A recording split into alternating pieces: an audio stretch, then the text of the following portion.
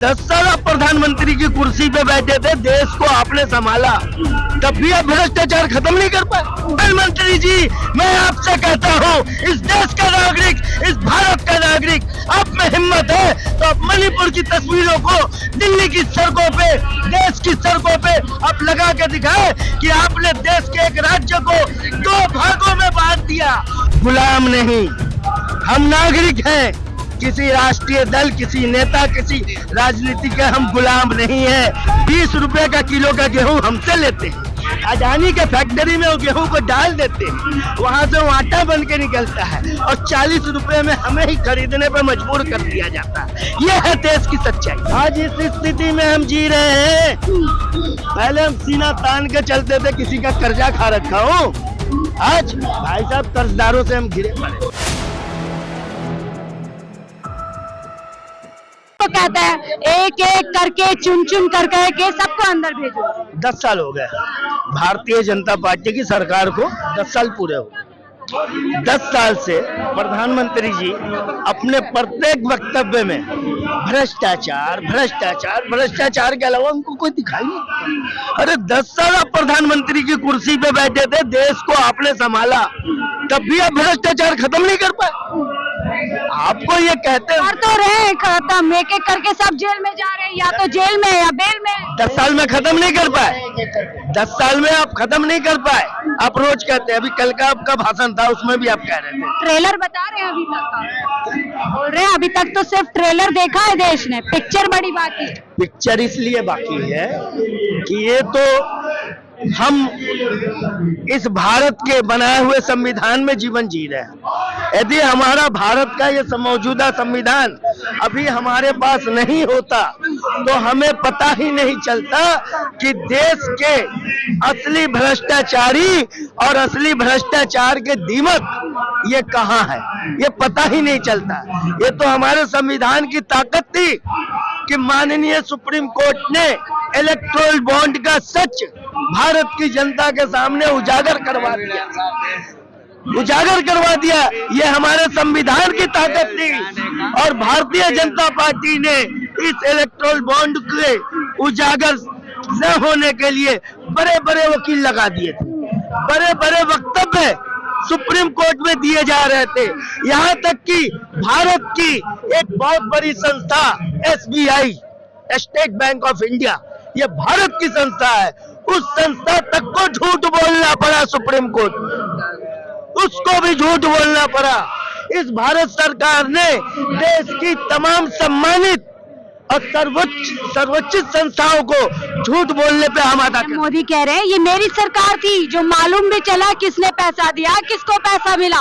पुरानी सरकार में पता नहीं चलता था कहाँ। इस सरकार ने झूठ को छिपाने के लिए कितने वकील भेजे थे सुप्रीम कोर्ट में, बड़े बड़े वकील सुप्रीम कोर्ट में भेजे थे कि ये सच बाहर नहीं आना चाहिए कि हमने किन किन लोगों से रिश्वत लिया है, किन किन काला धंधा करने वाले लोगों से, उन गोरे लोगों से जो काला धंधा करते थे, उनसे हमने करोड़ों करोड़ रुपए रिश्वत लिए हैं।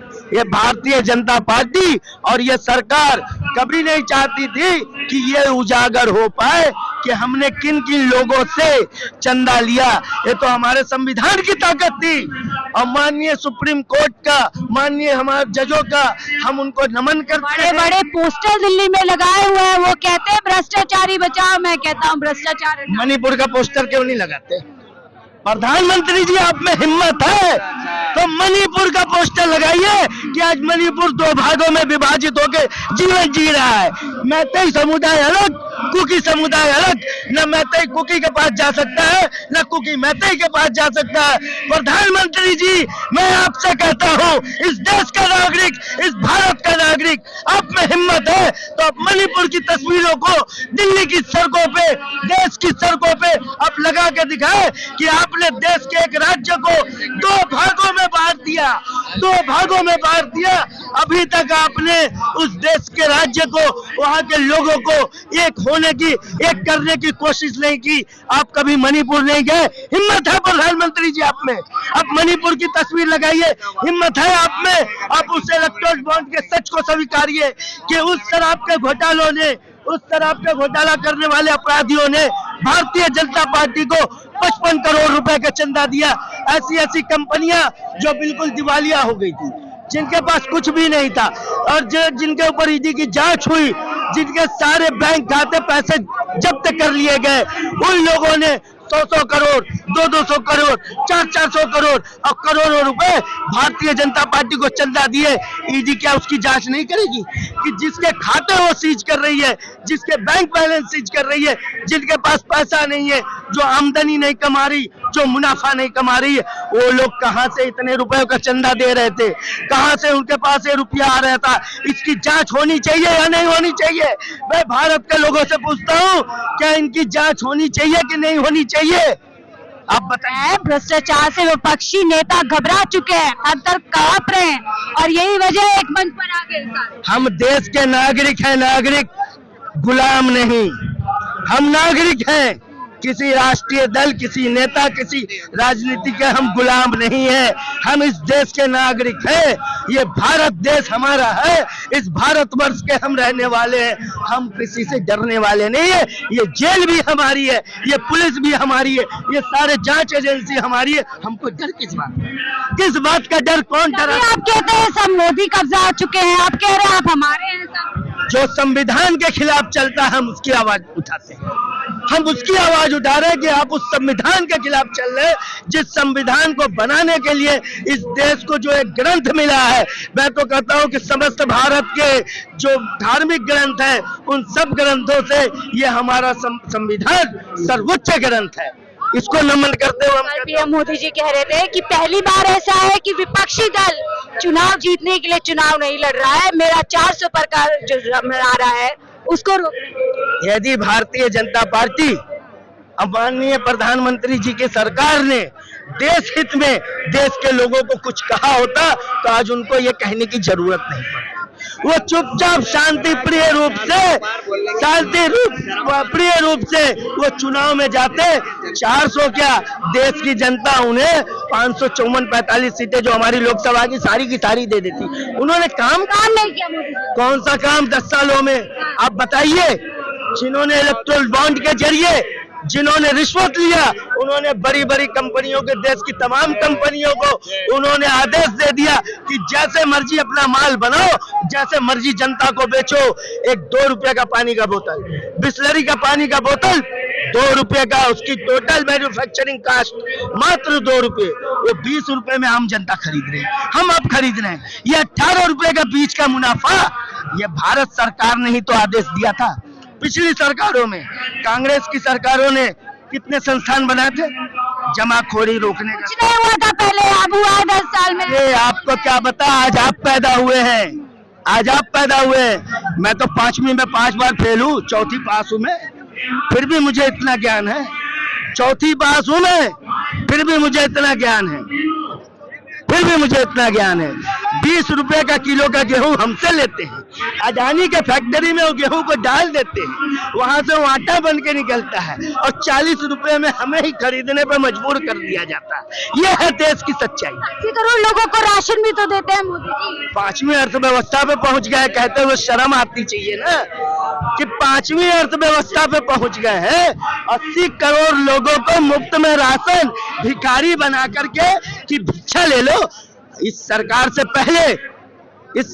पहले जो आप 70 वर्षों 60 वर्षों के कांग्रेस या दूसरे दलों के शासनकाल का उदाहरण देते हो, इससे पहले आप बताओ किस सरकारों ने जनता को इस प्रकार से मुफ्त राशन दिया?